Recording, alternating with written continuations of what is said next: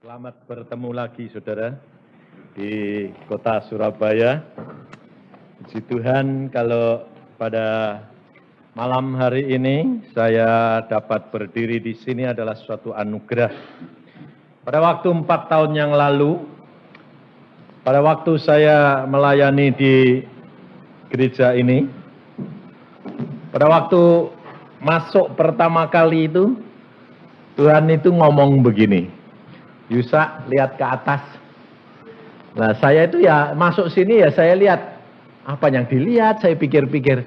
Plafonnya memang belum ada, masih terbuka, kenteng. Lalu Tuhan berkata ini, kasihan ya. Saya bilang, ada apa sih Tuhan maksudmu? Sebetulnya saya belum tahu maksud Tuhan. Ya kasihan Tuhan, ya kasihan saya bilang. Plafonnya kok belum ada. Nah, setelah kebaktian selesai, lalu Tuhan mengatakan, kalau kasihan, ya bertindak. Oh ya, ngerti. Artinya seluruh persembahannya itu suruh kembaliin bikin plafon. Nah, jadi lalu saya Pak Pendeta di situ saya bilang, Pak Pendetanya mungkin kaget, kelihatan hamba Tuhan ini kok kasar. Sebab saya pada waktu mau dikasih persembahan, saya tanya dia, berapa jumlahnya? Kaget dia, saya yakin mesti pasti, ini hamba Tuhan pikirnya apa-apaan, ya toh? Pada waktu saya tanya, berapa jumlahnya? Ya 100.000, oke, ambil buat beli plafon. Jadi, kalau saya tanya, itu saya sudah diberi jatah oleh Tuhan. Berikan jumlah ini. Nah, jadi kalau saya tanya itu bukan karena saya tanya sedikit atau banyak. Bukan. Saya tanya karena Tuhan sudah memberikan jatah kepada saya. Harus kamu berikan segini. Saya tanya berapa. Kalau kurang, saya tambah. Itu.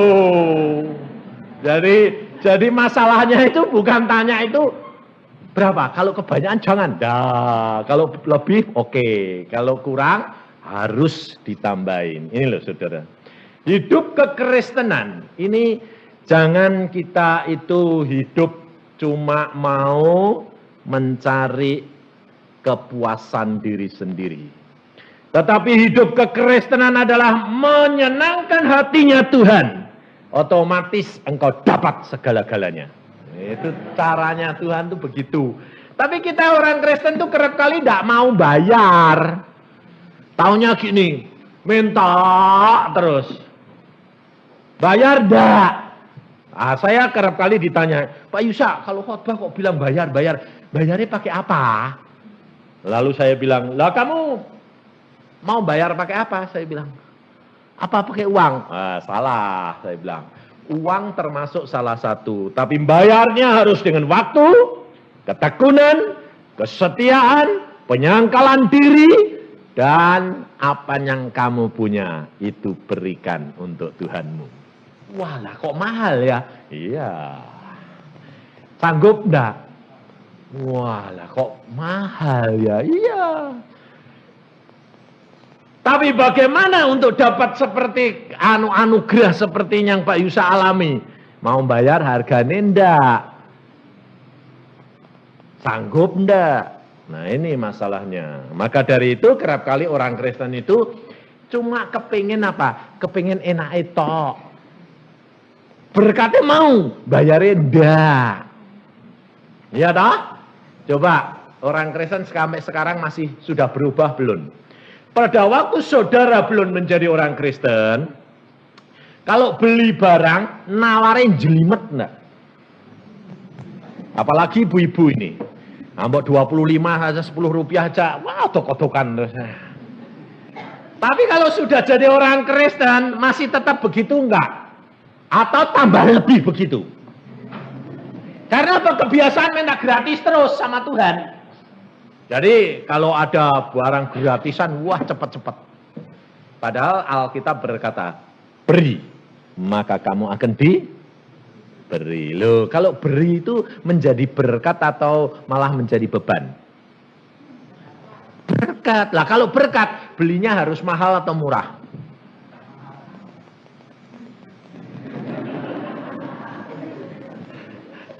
Mahal, bener lah. Makanya istri saya kerap kali begini, kamu ini kalau beli barang kok mesti mahal, kalau jual kok murah. Saya bilang, iya jadi berkat, saya bilang. Wah, kalau model kamu ini ya perdagangan rugi loh, dagang-dagang, saya bilang. Tapi ini kita harus jadi berkat. Jadi berkat itu kita harus mau, jangan sampai kita punya motivasi yang salah. Kita harus berani melakukan apa yang menjadi kehendak Tuhan. Pada tahun 88 ini saudara, saya bulan Januari, Februari itu saya tidak melayani. Kenapa? Padahal jadwal pelayanan saya itu setahun sudah habis. Jadi ini sampai Desember itu sudah habis, sudah penuh. Tapi pada waktu tahun 88 Tuhan bilang, tidak terima pelayanan. Kaget saya. Kenapa Tuhan menyendiri dengan aku? Oh ya, jadi kalau ada permintaan telepon atau minta pelayanan, saya bilang, maaf, Yusa libur. Lalu hamba Tuhan, wah ribut saudara, tahun apa? Ini hamba Tuhan kok ada model libur. Wong pelayanan sibuk ya kayak gini kok libur? Bukan libur, menyendiri dengan Tuhan. Apa terjadi saudara? Tuhan mengatakan, ngasingkan diri 40 hari bersama dengan aku. Tidak boleh kumpul dengan orang lain. Istrimu pun tidak boleh. Anak tidak boleh. Pembantu pun tidak boleh. Sama siapa? Sendiri dengan aku. Wah, ya oke deh Tuhan. Koran tidak boleh. TV tidak boleh. Hanya bawa Alkitab satu, lain tidak. Sama buku tulis, sama ballpoint. Oke. Lalu saya tanya, di mana Tuhan? Nanti aku tentukan. Nah, kira-kira kalau saudara sudah tahu gitu, mulai mikir enggak? Di mana ya kira-kira ya? Nah, kalau saudara mikir-mikir, enggak ketemu. Karena pikiran Tuhan bukan pikiranmu. Dia sudah menyediakan tempat yang paling indah. Dan berapa hari? 3 hari sebelumnya baru saya dapat. Yang menawari banyak. Mau di Jakarta, mau di Bandungan, mau di Ciloto, mau di Megamendung. Ada. Saya bilang, ya semua saya terima, semua saya senang. Tapi yang paling penting, Tuhanku senang enggak? Saya senang, kalau Tuhan enggak senang, enggak ditemani, bubar saya. Saya enggak mau, wah yang penting Tuhan senang, saya bilang. Oke, habis itu saya di Semarang. Saya di Semarang ketemu saudara Samuel. Tadi barusan saya ketemu juga. Dia berkata begini, Pak Yusa, mau mengasingkan diri? Ya, di mana? Enggak tahu. Mau enggak di Jakarta? Mau di mana saja asal Tuhan senang. Saya punya teman satu. Teman saya punya rumah, saya sudah lihat. Rumahnya bagus dan enak, sepi, AC, komplit. Saya telepon. Tanya, rumahmu yang di jalan ini bagaimana? Lalu jawabannya apa? Aduh sayang. Kenapa? Pak Yusa ini mau mengasingkan diri. Baru tadi pagi dikontrak orang Inggris. Waduh, kalau begitu memang bukan tempatmu ya. Oh ya, mungkin lain tempat. Oke, tutup, letak. Terus kami naik mobil. Apa terjadi, saudara? Mobil mau berangkat, telepon berdering. Yang telepon ganti istrinya. Istrinya orang yang di Entrokal tadi. Lalu cari Samuel. Lah kita jadi turun lagi dari mobil. Ada apa? Yusa yang mau. Yusa dokter itu. Ya. Oh, saya punya rumah di Ciloto. Itu baru jadi 3 hari. 3 minggu. Tingkat suruh mengasingkan di tempat itu. Berdoa, itu tempat buat dia. Padahal saudara tahu, si istri ini, nyonya ini, saya belum pernah ketemu. Saya belum pernah ketemu secara pribadi, kenalan belum pernah. Tapi kelihatannya dia ngerti saya yang enggak ngerti dia. Sehingga pada waktu itu saya bilang, saya berdoa kalau Tuhan oke. Terus saya pulang ke Bandung, saya bilang sama istri saya, bagaimana kalau di Ciloto, atau di Bandungan, atau di Jawa Timur, atau di Tawangmangu, atau di Ungaran. Istri saya bilang, Lembah Hijau di Ciloto. Wah, kalau gitu oke, saya telepon yang punya ini. Saya telepon, sedang tidur. Masih tidur jam 7 pagi. Lalu pembantunya berkata begini. Biasanya saya tanya, biasanya bangunnya jam berapa? Ya jam setengah 8 sampai jam 8 Pak. Oke. Lalu saya tutup, keletek, istri saya tanya, jam berapa? Oh barusan tidur, jam berapa bangunnya? Jam setengah 8 sampai jam 8. Oke, dia bilang gitu. Terus dia bilang apa? Kalau sebelum jam setengah 8, dia telepon kamu, itu tempatmu. Loh kan aneh toh. Beritahu sama pembantunya jam setengah 8 sampai jam 8 paling cepat bangunnya. Istri saya malah ngomongnya seenaknya. Kalau sebelum setengah 8 dia telepon, itu tempatmu. Kalau setelah jam setengah 8, bukan itu. Saya bilang, amin. Saya orangnya santai. Apa terjadi? Setengah 8 kurang 5 menit, telepon berdering. Ternyata bapak itu telepon sama saya. Halo Pak Yusa, ya. Tadi telepon saya, ya. Kenapa Anda telepon jam setengah 8 kurang 5 menit, saya tanya. Ya biasanya saya itu kalau bangun ya setengah 8 lebih. Hari ini kok bisa pagi. Dan setelah berdoa rasanya kepengen keluar. Demikian keluar langsung pembantu, Pak ada telepon tadi dari Bandung. Oh Pak Yusa, ya. Nah langsung dia telepon saya. Saudara tahu, saya baru pertama kali ketemu sama orang itu, seorang dokter, seorang kolonel. Dan dia berkata, Pak Yusa di rumah yang villa yang kami barusan bangun selesai itu. Dan kosong, tidak ada pembantu, tidak ada apa-apa.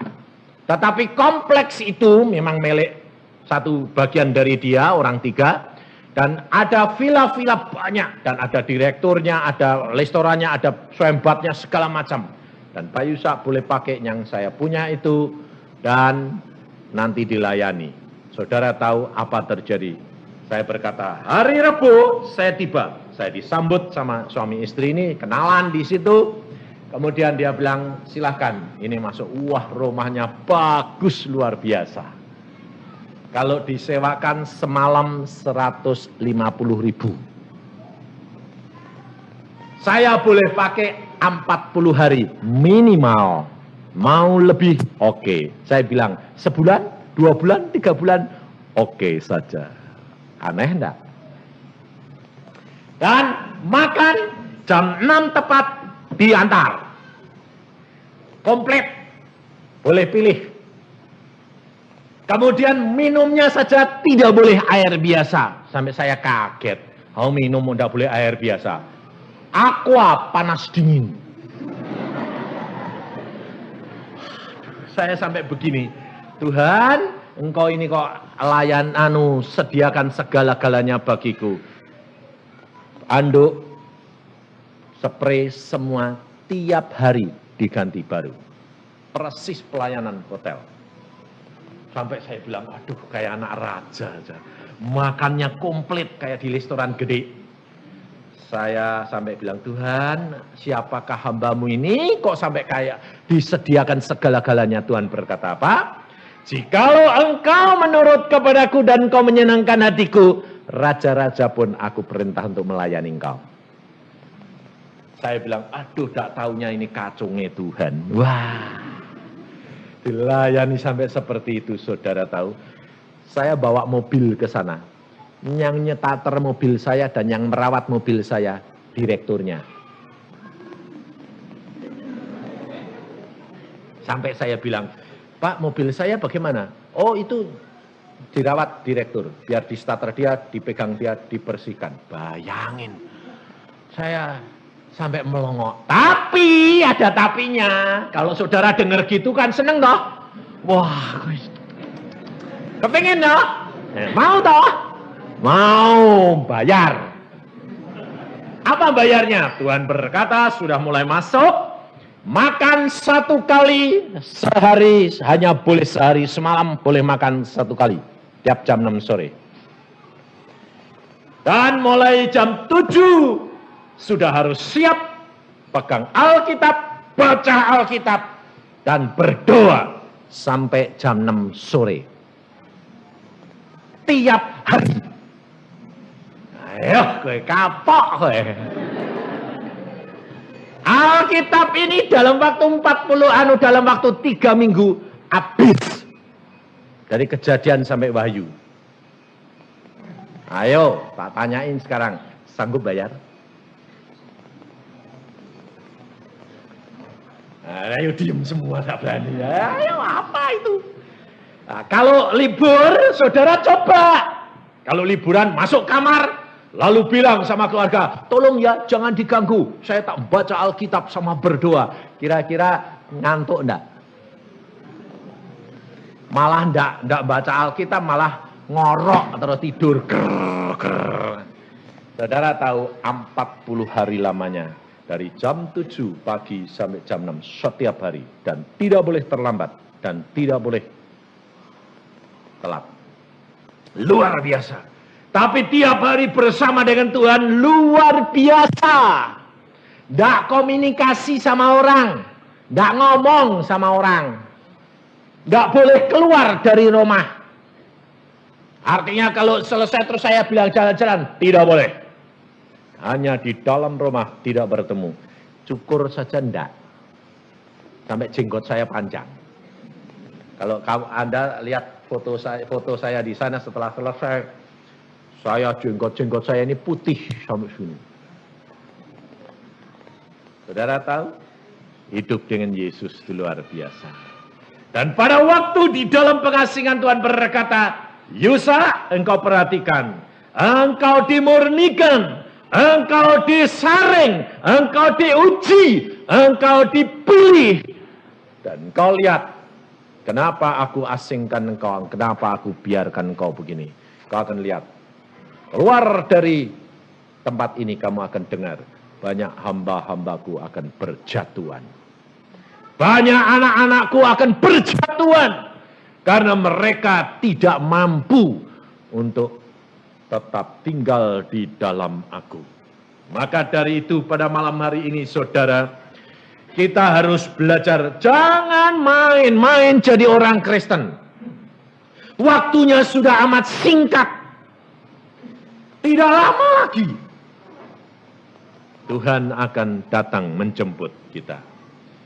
Dan kalau saudara tidak sungguh-sungguh, kau akan ketinggalan. Firman Tuhan kita pada malam hari ini kita belajar bagaimana penyaringan hal itu terjadi dan bagaimana untuk dapat lolos daripada penyaringan itu. Di dalam Daniel pasal yang ke-11, di dalam kitab Daniel pasal 11, mulai dari ayat 31 sampai 36. Kita akan belajar dan saudara akan mengerti bahwa masa ini adalah masa-masa penyaringan. Dan tidak hanya hamba-hamba Tuhan saja, tetapi saudara disaring.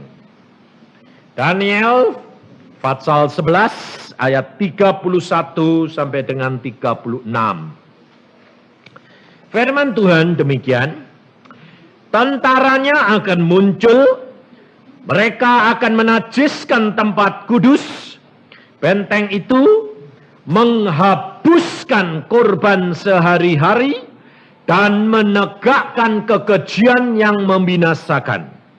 Dan orang-orang yang berlaku fasik terhadap perjanjian akan dibujuknya sampai murtad dengan kata-kata licin. Tetapi umat yang mengenal Allahnya akan tetap kuat dan akan bertindak. Dan orang-orang bijaksana di antara umat itu akan membuat banyak orang mengerti. Tetapi untuk beberapa waktu lamanya mereka akan jatuh oleh karena pedang dan api. Oleh karena ditawan dan dirampas. Sementara jatuh mereka akan mendapat pertolongan sedikit. Dan banyak orang akan menggabungkan diri dengan mereka secara berpura-pura. Sebagian dari orang-orang bijaksana itu akan jatuh. Supaya dengan demikian diadakan pengujian, penyaringan, dan pemurnian di antara mereka. Sampai pada akhir zaman, sebab akhir zaman itu belum mencapai waktu yang telah ditetapkan. Raja itu akan berbuat sekehendak hatinya, ia akan meninggikan dan membesarkan dirinya terhadap setiap Allah, juga terhadap Allah yang mengatasi segala Allah. Ia akan mengucapkan kata-kata yang tak senonoh sama sekali. Dan ia akan beruntung sampai akhir murka itu, sebab apa yang telah ditetapkan akan terjadi. Maka dari itu saudara, ayat-ayat ini sudah saya bacakan dan kita harus belajar. Ayat yang ke-31. Lebih baik ayat yang ke-36 lebih dahulu. Raja itu akan berbuat sekehendak hatinya, ia akan meninggikan diri dan membesarkan dirinya terhadap setiap Allah. Juga terhadap Allah yang mengatasi segala Allah, ia akan mengucapkan kata-kata yang tak senonoh sama sekali. Dan ia akan beruntung sampai akhir murka itu, sebab apa yang telah ditetapkan akan terjadi. Ayat ini mengatakan bahwa raja itu yang dikatakan oleh ayat ini adalah si kuasa gelap ini. Dia akan memakai orang yang akan meninggikan dirinya dan menguasai dunia ini. Dan apa yang terjadi? Dia akan meninggikan diri di atas Allah-Allah yang lain. Bahkan dia menghujat Allah. Tetapi di sini dikatakan ia akan beruntung. Ini akan menjadi jerat bagi anak-anak Tuhan. Karena anak-anak Tuhan selalu tidak mau belajar firman Tuhan, selalu mempunyai konsep. Konsepnya apa? Kalau bukan anak Tuhan, pasti tidak diberkati. Betul enggak? Konsep ini berbahaya sekali. Sebab ayat ini berkata, mereka, orang itu, raja itu akan beruntung. Berarti dia seolah-olah keberkatan atau tidak? Ya. Maka anak-anak Tuhan kerap kali jatuh dalam apa? Dalam melihat orang lain. Karena apa? Aku sudah begini berusaha untuk hidup suci, untuk melakukan firman Tuhan, tapi kok berkatnya seret. Tapi itu yang korupsi, itu yang enggak ke gereja, ke gerejanya cuma 1 hari. Kadang-kadang ya, kadang-kadang enggak. Kok malah keberkatan berlimpah-limpah. Ini merupakan jerat bagi saudara. Maka dari itu saudara harus belajar dan mengerti firman. Bahwa setiap orang sudah ditetapkan oleh Allah dan semuanya untuk menuju kepada pengadilan akhir. Dan ada masanya yang ditetapkan oleh Allah. Di sini dikatakan mereka akan beruntung sampai waktu yang sudah ditetapkan oleh Allah. Jadi keberuntungan mereka bukan karena diberkati, tetapi keberuntungan mereka adalah karena diberikan kesempatan untuk menyelesaikan rencana daripada Allah itu. Karena tiap kuasa gelap ada masanya. Maka dari itu kalau saudara diganggu kuasa gelap, kalau saudara kena penyakit, ada masanya yang harus dibayar. Seolah-olah setan yang menggunakan sakit penyakit itu merajalela. Kamu berkata, aku sudah berdoa. Tapi kok tidak sembuh-sembuh. Setannya kok tidak lari-lari. Saudara, segala sesuatu ada waktu yang ditetapkan oleh Allah. Kenapa? Karena saudara pada waktu meninggalkan Tuhan, maka setan menuntut kepada Tuhan untuk mencobai dan menguji engkau. Setelah Tuhan berkata, oke, itu setan punya batas waktu. Berapa lama? Setelah itu, tergantung daripada engkau. Kalau engkau tetap setia, maka pada waktunya lari dia. Pasti. Allah kita Allah yang maha kuasa. Tapi kalau engkau tidak menyenangkan hati Tuhan, hati-hati. Molor terus. Dan akhirnya engkau rugi. Dibuat permainan si kuasa gelap. Maka dari itu banyak orang Kristen berkata, ya kalau kayak Pak Yusa ya enak ya. Minta dapat. Lah aku ini minta kok enggak dapat.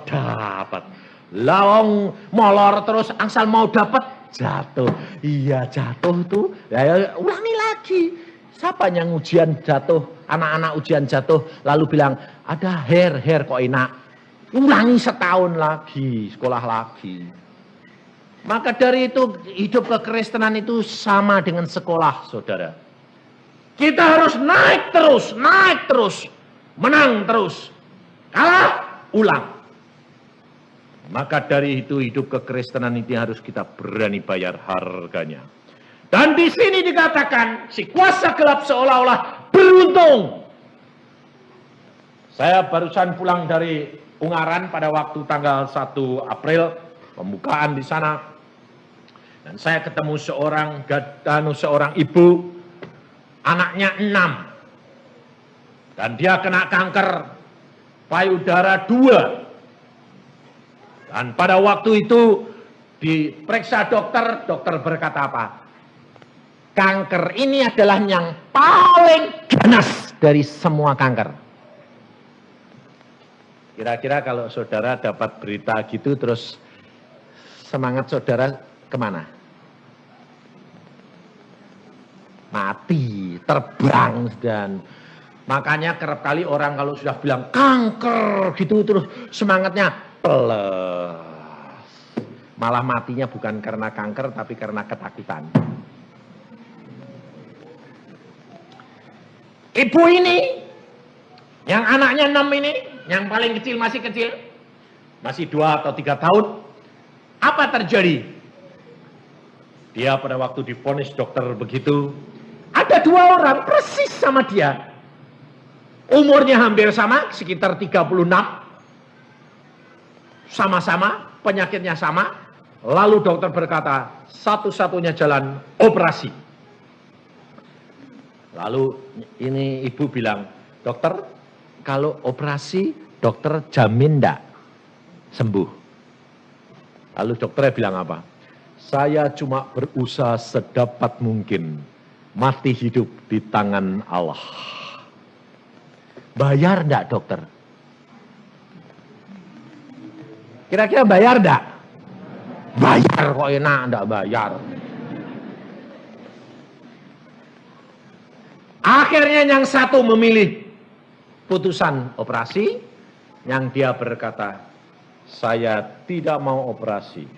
Kenapa?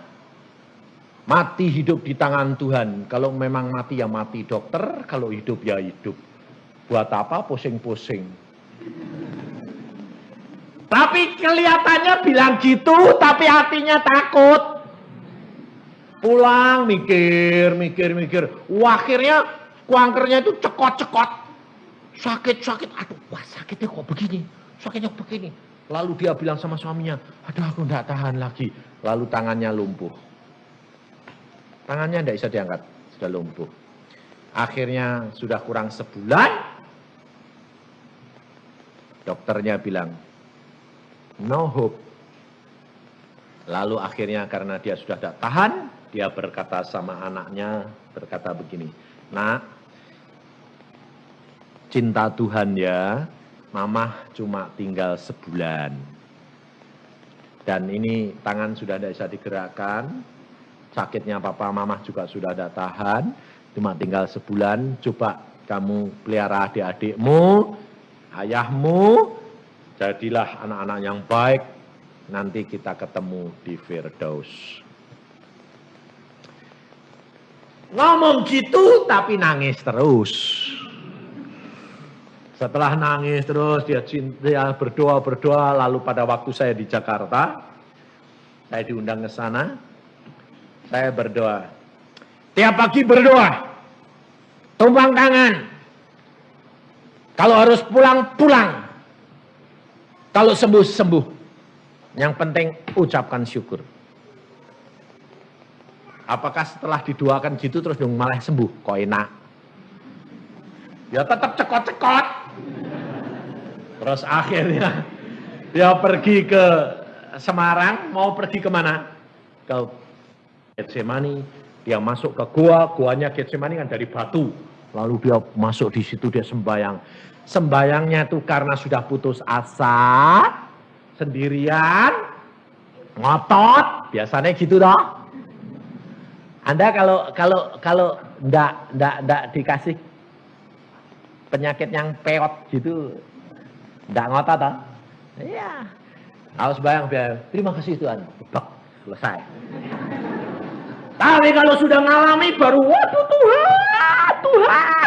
Tuhannya gembrong-gembrong terus. Apa Tuhan itu bisu tuli apa anu? Ini loh, kerap kali gitu. Ini kok gitu. Wah, sampai akhirnya dia jatuh saking lemesi. Sembayangnya saking lemes sampai jatuh gelet ya. Saudara tahu apa terjadi? Gua tempat dia sembayang gempa. Wah, gempa, tanahnya rontok. Saking dia takutnya kalau batu ini lempengan itu ambrek, berekan gepeng. Padahal katanya mati untung, ya nah. Tapi nyatanya ada gempa. Oh, mati aku ini ketiban nih. Mau keluar, nggak bisa karena sudah lemes. Jadi tiduran, rontok. Oh, ini kalau aku kejatuhan lempengan batu segini 2 meter kali semeter ya, akan gepeng. Tuhan, lalu malah ketakutan. Lalu dia bilang, Tuhan, terima kasih. Apapun terjadi aku rela. Lalu dia lihat sinar. Terang luar biasa. Syap. Dan dadanya kena jamah Yesus. Lalu apa terjadi? Gempa. Yang gempa bukan badannya, bahkan tempatnya lagi tapi badannya. Lalu dia bilang, loh, napasku kok enak. Dulunya sesek. Loh kok bisa? Lalu tangan diangkat. Loh, kok bisa? Wah, Tuhan jamah aku. Berangkang keluar. Wah, sembuh. Lalu ketemu temannya, dia bilang, waduh, aku sembuh. Aku dijamah Tuhan. Lalu temannya lihat dia capek seperti itu, kasih minum. Setelah minum segelas, apa terjadi? Mual luar biasa. Gandeng sama istri suaminya karena takut jatuh sempoyongan. Terus bawa ke kamar mandi, tumpah. Apa yang tumpah? Keluar. Kankernya keluar dua-dua. Keluar gelondongan dua-dua. Hah? Apa itu? Keluar dan sejak itu sembuh total. Luar biasa. Dan apa terjadi? Tanggal 1 April itu sudah divonis dokter 4 bulan, itu bulan yang kelima. Dan dia sembuh total. Temannya, dia pergi ke Semarang untuk pengucapan syukur di Getsemani. Dia dapat berita temannya yang dioperasi 4 bulan lebih sedikit meninggal dunia. Saudara tahu? Allahmu masih tetap sama dan tidak pernah berubah. Tetapi yang Allah kehendaki adalah penuh penyerahan. Yakin bahwa Allahmu tidak pernah berubah. Kalau engkau sudah berani mengambil satu keputusan, Kau harus pegang sampai akhir. Karena Allahmu itu menuntut kesetiaan daripadamu. Tapi kerap kali kita jatuh di final. Jatuh di tempat yang terakhir. Karena apa? Karena engkau tidak setia. Maka dari itu saudara, di sini rahasianya bagaimana engkau dapat bertahan untuk tidak jatuh. Di dalam ayat 31 dikatakan, tentaranya akan muncul, mereka akan menajiskan tempat kudus, benteng itu, menghapuskan korban sehari-hari, dan menegakkan kekejian yang membinasakan. Kalau engkau mau rahasia kemenangannya adalah apa? Mengapa kuasa gelap itu menghapuskan korban sehari-hari? Karena ini rahasia keberhasilan orang-orang Kristen. Bahwa Yesus menghendaki engkau dan saya setiap hari mengadakan korban mezbah dirimu untuk menyembah kepada Dia setiap hari. Menghadap kepada Tuhan, memberikan korban kepada Tuhan, bukan setiap minggu sekali, tetapi setiap hari. Dirimu, hadapkan, korbankan dirimu kepada Yesus. Tetapi kerap kali orang Kristen kalau saya katakan, saudara tiap hari harus menghadap kepada Tuhan. Membuat mezbah untuk Tuhan. Di samping keluarga harus pribadi. Saudara tidak pernah dapat melakukan. Gagal lagi, melakukan seminggu, gagal lagi. Karena apa? Engkau tidak setia. Iblis tahu ini rahasia keberhasilan orang Kristen. Keberhasilan anak-anak Tuhan adalah setiap hari menghadap kepada Tuhan dan mempersembahkan dirinya untuk kemuliaan Dia. Dan iblis paling takut, saudara tahu. Maka dari itu ini rahasianya. Dan di sini dikatakan, orang-orang yang berlaku fasik terhadap perjanjian akan dibujuknya sampai murtad dengan kata-kata licin. Kitab Injil ini disebut kitab perjanjian. Jadi kalau saudara tidak setia terhadap kitab perjanjian antara engkau dengan Allah, engkau dikatakan orang fasik. Maka dari itu baca firman Tuhan. Karena kitab ini kitab perjanjian antara engkau dan Allah. Dan kalau engkau setia, engkau akan tertolong dan tidak akan jatuh. Ini jaminan, saudara. Tetapi di sini dikatakan bahwa mereka akan dibujuk dengan kata-kata licin. Karena tidak setia dengan perjanjian antara kamu dan Allah. Tetapi umat, di sini dikatakan, tetapi umat yang mengenal Allahnya akan tetap kuat dan akan bertindak.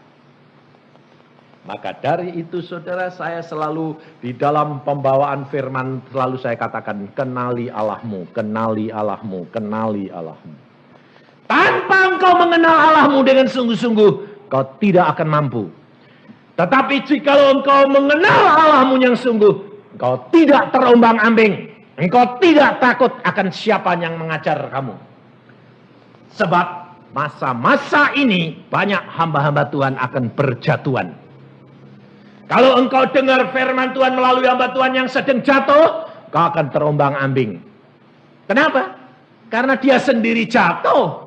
Bagaimana bisa menjadi berkat orang lain? Karena komunikasinya dia dengan Tuhan mulai renggang. Banyak. Tuhan sudah ngomong sama saya. Pada waktu saya di pengasingan. Kau lihat. Nanti kamu dengar banyak hambaku akan jatuh. Dan saya sudah lihat. Beberapa hamba Tuhan jatuh. Tidak di luar negeri. Di dalam negeri. Jatuh. Hamba-hamba tidak hanya yang laki. Yang perempuan juga jatuh. Hamba Tuhan punya penglihatan, punya nubuatan, dipakai Tuhan luar biasa, jatuh. Bayangin. Aduh, saya lihat Tuhan jatuh. Jatuh dalam perkara apa? Seks. Seorang ibu, bukan gadis. Sudah ibu-ibu. Jatuh. Sampai saya bilang, Tuhan, ini anakmu, hambamu yang kau pakai tok jatuh juga. Bayangin. Nah, saya diceritain enggak kaget. Kaget sampai mata saya bunder. Bundernya itu sampai long-long. Lalu cerita kok gini. Hamba Tuhan itu pulang dari luar kota. Karena setelah berdoa untuk seseorang. Lalu diantar suaminya. Suami anak yang suami ibu ini yang diduakan. Dia pulang. Tak mau pulang ke rumah. Ini karena masih malam, saya tidur di tempat rumah bapak saja. Nah, pikirnya ya, oh ya malam-malam nanti tidak ada yang bukai. Iya sudah, tidur, kasih kamar sendiri, dia kamar sendiri. Keluar dari kamar mandi, cuma pakai anduk, bingung. Oh ini hamba Tuhan kok gini? Lah si bapak ini lihat, ya enggak mau lihat, ya lihat. Nah, ya itu. Tak mau lihat ya lihat, tak mau bagaimana bingung. Lihat, loh hamba Tuhan kok begitu. Sudah itu si suami ini masuk kamar. Si hamba Tuhan ini salah kamar. Masuk kamar dia, lah kan kebingungan namanya itu. Pak, bu, kamarnya di sebelah. Mau masuk di sini. Hah, bingung. Saudara tahu. Lupa akan dirinya sebagai seorang hamba Tuhan. Kuasa gelap menguasai. Kenapa? Fasik. Tidak setia dengan perjanjian antara Allahnya dan dia. Maka dari itu saudara, engkau harus belajar benar-benar. Kenali Allahmu. Maka engkau akan tetap kuat dan bertindak. Artinya kau akan tahu serangan kuasa gelap. Kau akan tahu bahwa itu bujukan kuasa gelap. Dan bertindak di dalam nama Yesus. Engkau sanggup mengusir segala kuasa gelap. Kita kerap kali tidak bisa menggunakan kuasa yang sudah Tuhan Yesus berikan. Nama Yesus kita tidak gunakan karena engkau tidak punya kuasa. Mengapa?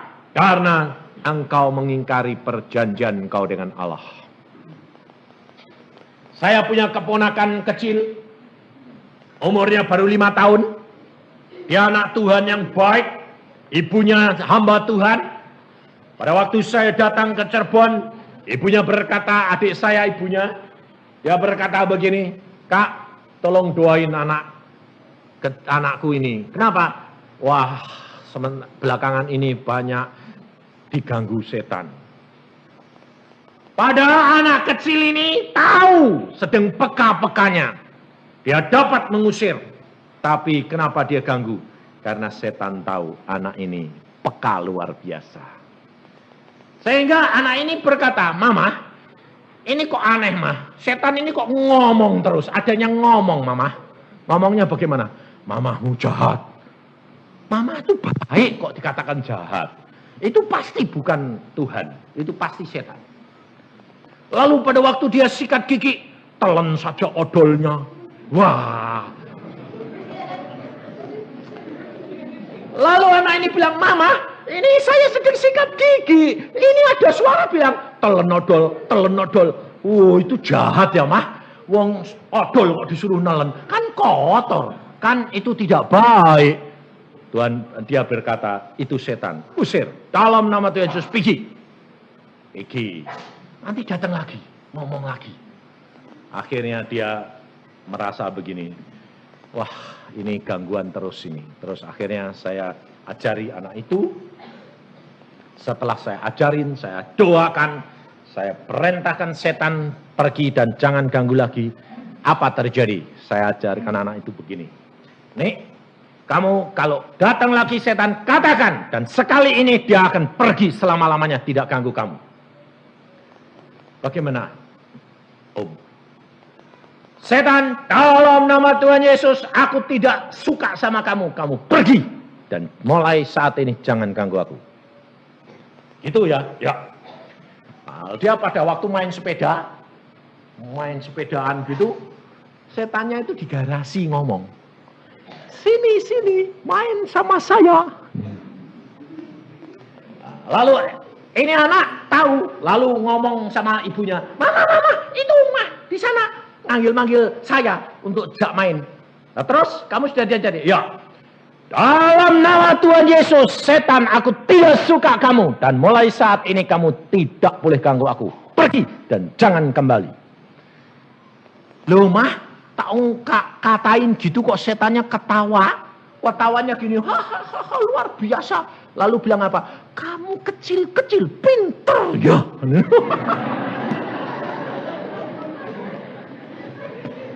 Kamu kok tahu kalau saya ini takut sama Yesus? Ya, karena kamu sekarang sudah pinter dan tahu aku takut Yesus, aku pergi dan tidak mau ganggu kamu lagi. Dia pergi, lalu dia anak ini bilang, takut sama Yesus. Saudara tahu, kalau anak yang kecil itu sampai sekarang dia tidak diganggu setan lagi. Kalau anak yang kecil itu dapat mempunyai kuasa, saudara orang yang tua tidak punya, karena perjanjian Allah engkau ingkari. Ini hidup kekristenan. Saudara harus lakukan, saudara harus praktekkan. Karena apa? Jangan pandang akan pemimpin-pemimpinmu.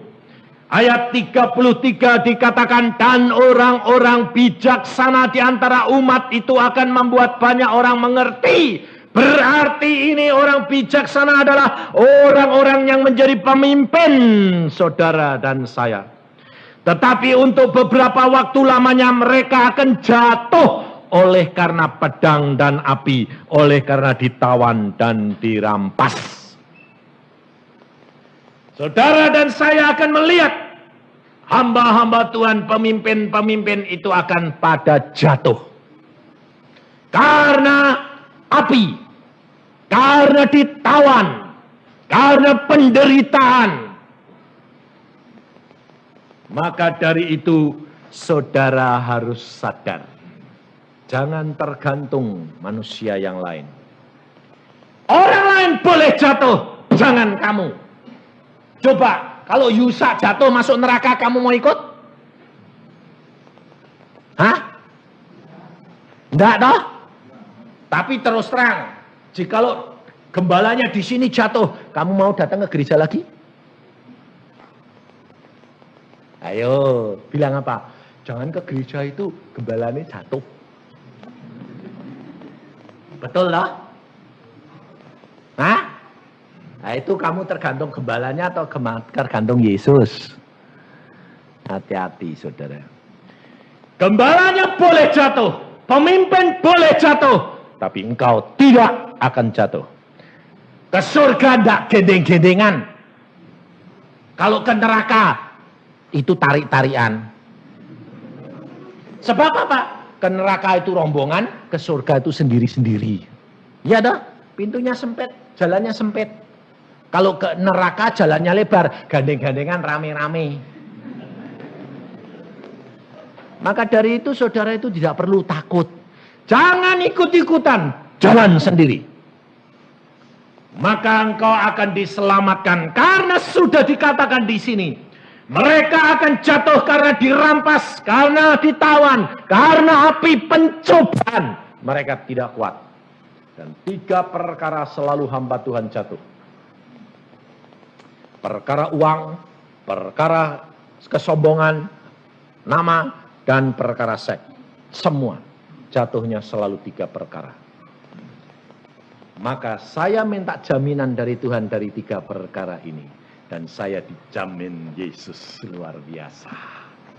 Saya berkata, Tuhan, kalau engkau tidak jamin aku, tidak engkau berikan jalan kepadaku untuk mengatasi 3 perkara ini, aku tidak mau menjadi hambamu. Karena aku tahu, aku lemah. Siapa manusia yang tidak lemah dalam 3 perkara ini? Semua manusia sama, saudara. Tapi Allah memberikan jalan keluar. Allah memberikan jaminan. Maka dari itu kita harus taat akan perjanjian. Artinya kita harus taat terhadap firman Allah. Untuk melakukan kehendak Dia. Kau akan kuat dan bertindak karena punya kuasa di dalam Dia. Ayat 34, sementara jatuh, mereka akan mendapat pertolongan sedikit. Kalau kau lihat hamba-hamba Tuhan jatuh, engkau berdoa. Di dalam doamu akan menolong mereka. Meskipun pertolongan itu cuma sedikit. Tetapi dikatakan di sini dan banyak orang akan menggabungkan diri kepada mereka secara pura-pura. Kalau sudah hamba Tuhan itu bertobat, semua lalu mulai ikut. Tetapi pura-pura artinya tidak sungguh-sungguh. Dan mereka akan jatuh kembali. Sementara dan kepada mereka secara pura-pura sebagian dari orang bijaksana itu akan jatuh. Supaya dengan demikian diadakan pengujian, penyaringan, dan pemurnian di antara mereka. Saudara, kita sedang disaring. Kita sedang dimasukkan dalam api ujian. Kita sedang dimurnikan. Kalau engkau tidak mau membayar harganya, kalau engkau tidak mau tiap hari kamu menyediakan dirimu untuk mempersembahkan, dan korban ini adalah penyangkalan diri, engkau tidak akan kuat, engkau tidak akan mampu. Tanpa Yesus, engkau tidak akan sanggup lakukan segala perkara. Pada waktu saya di dalam pengasingan, apa terjadi, saudara? Dari hari ke hari, suasana dan situasinya berbeda. Kalau tidak akan mampu. Mesti ngantuk, mesti bosen, karena setiap hari cuma megang Alkitab. Tapi dengan Allah tidak pernah ngantuk. Sehari-hari tidak pernah bisa tidur saya. Baca Alkitab sembahyang. Kalau sudah beberapa hari tidak ditemui Tuhan, rasanya itu, saudara, saya bilang begini, Tuhan, aku menantikan Engkau, orang rindu, kok tidak datang-datang sih Tuhan. Lalu saya berdoanya begini, wah ya lama-lama ya bisa bosen gini Tuhan. Tuhan bilang apa? Dengan kata-katamu itu, engkau sudah menunjukkan tidak setia. Wah, kaget saya. Kau harus seperti seorang hamba yang setia menantikan Tuanmu. Sewaktu-waktu dia tiba. Dan kau harus berdoa dan waspada. Waduh, ya ampun Tuhan. Saudara tahu? Pikiran-pikiran kita kerap kali kita tidak nyadari dipakai setan. Ngomong seenaknya. Maka dari itu engkau harus hati-hati. Jangan takut. Kalau kuasa gelap seolah-olah mendapat untung. Mendapat kemampuan menggoda kamu. Tetap setia. Tetap pegang iman percayamu. Apapun boleh terjadi. Allah tetap setia. Kau harus berani mengatakan mati untung, hidup untuk Yesus. Pada waktu saya di Bali hari 2 minggu yang lalu, saudara tahu, 1 hari sebelum KKR terakhir, saya di atas mimbar, saudara. 10 menit sebelum khotbah selesai, saya disantet. Jantung saya seperti ditusuk panah. Sampai saya tidak bisa napas. Saya bilang, pucat biru muka saya. Saya berkata, berdoa. Saya pegang mimbar, saya berdoa. Tuhan, aku tahu ini jantungku diserang. Hamba rela mati di atas mimbar sekalipun. Tidak ada masalah. Tetapi karuniakan kepada hambamu kekuatan untuk menyelesaikan firman. Dan apa terjadi? Saya bilang, dalam nama Tuhan Yesus, kuat. Amin. Saya selesaikan firman Tuhan 10 menit. Setelah selesai saya bilang, berdoa. Semua berdoa. Saya berkata, aku rela mati sekarang juga. Lalu Tuhan berkata, duduk di kursi. Saya pergi duduk dan Tuhan berkata, tekan punggungmu. Saya suruh nekan punggung saya sendiri. Kan aneh toh? Saya tekan dalam nama Tuhan Yesus. Seperti anak panah itu keluar dari belakang, mak jedut keluar. Jantung saya, loh kok hilang anak panah ini? Napas, enak. Cuma bekas ini, bekas tusukan ini rasanya tuh memar, bekas pukulan. Lalu saya keluar lagi, saya bilang, amin. Tuhanmu lebih kuasa dari segala-galanya. Menang. Beres, saya bilang.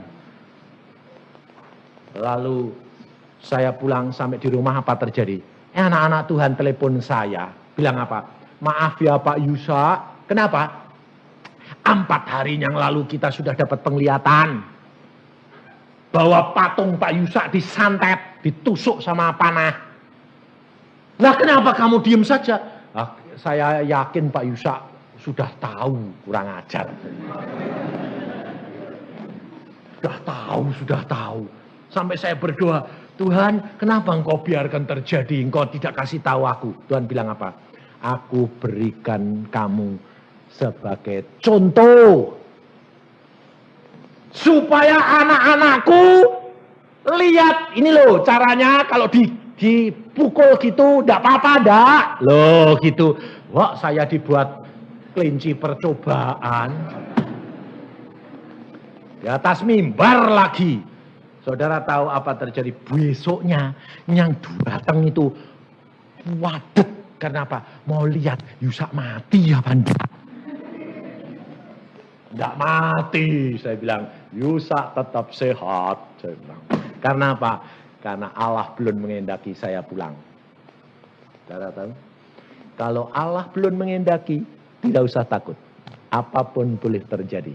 Tapi kalau Allah sudah berkata, pulang, mau apa? Saya punya teman, seorang penginjil. Jam 8 pagi dia sudah mandi, sudah siap-siap. Karena kemarinnya dia bilang, tugasku sudah selesai. Dia bilang gitu. Kalau Tuhan mau panggil saya siap.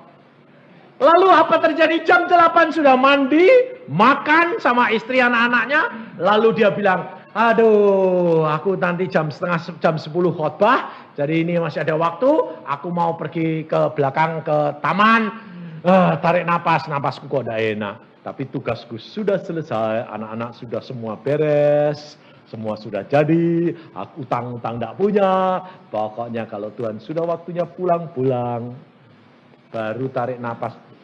1 kali dilihat sama istri sama anak-anaknya, papa kok pagi-pagi kok tarik nafas 2 kali, ketiga kali, geledek, pulang, jatuh, anaknya lari tangkap, pa, udah pulang. Saudara tahu, mati hidup di dalam tangan Tuhan. Kalau Tuhan bilang pulang, mau apa? Tapi kalau Tuhan mengatakan, aku tidak mengendaki engkau pulang, balik enggak? Balik. Itu pengalaman saya di rumah Pak Samudi. Tahun yang lalu. Jam 12. Saya bilang, oi, jantungku Tuhan. Game. Berhenti. Cep. Berhenti. Saya bilang apa? Terima kasih Tuhan, aku pulang. Loh, kalau berani begitu itu tandanya sungguh-sungguh. Jangan bilang, oh anakku, istriku Tuhan, belum ngomong. Loh itu namanya enggak cinta Yesus lebih dari segala-galanya. Saya bilang, terima kasih Tuhan, aku pulang. Saya keluar. Keluar. Makanya saya bilang, orang mati itu kok enak. Cuma keluar tok, kelutang. Oh. Terus lihat saya, oh tubuh saya, oh keluar, game. Terus saya menengadah ke atas. Saya berkata, Tuhan, aku pulang. Langit terbuka. Saya lihat Tuhan duduk di tahtanya.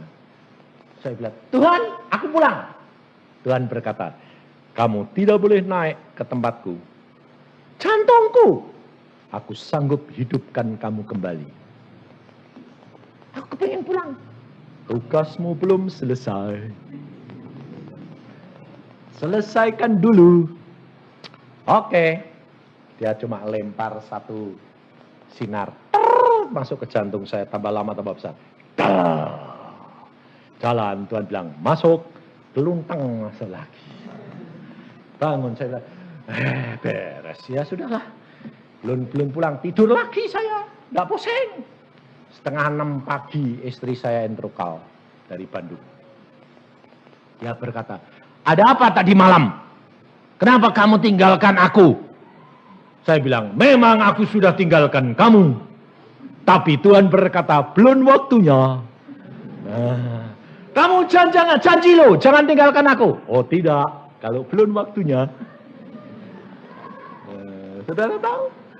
Dia tahu, istri saya tahu. Tahu persis pada waktu saya di Bali, dia tahu. Istri saya bilang, ada apa dengan kamu di Bali hari Selasa? Aku hampir mati di atas mimbar. Jelas toh. Saya bilang sama anak saya Daniel, Dan, sembahyang buat papa. Daniel berkata, enggak apa-apa mah, tapi Daniel sudah tahu, papa diserang, enggak apa-apa, tapi sakit sih sakit, tapi enggak apa-apa kok pak. Saudara tahu? Hidup dengan Yesus itu luar biasa. Tidak usah takut. Apapun terjadi, ucapkan syukur. Mati untung, hidup untuk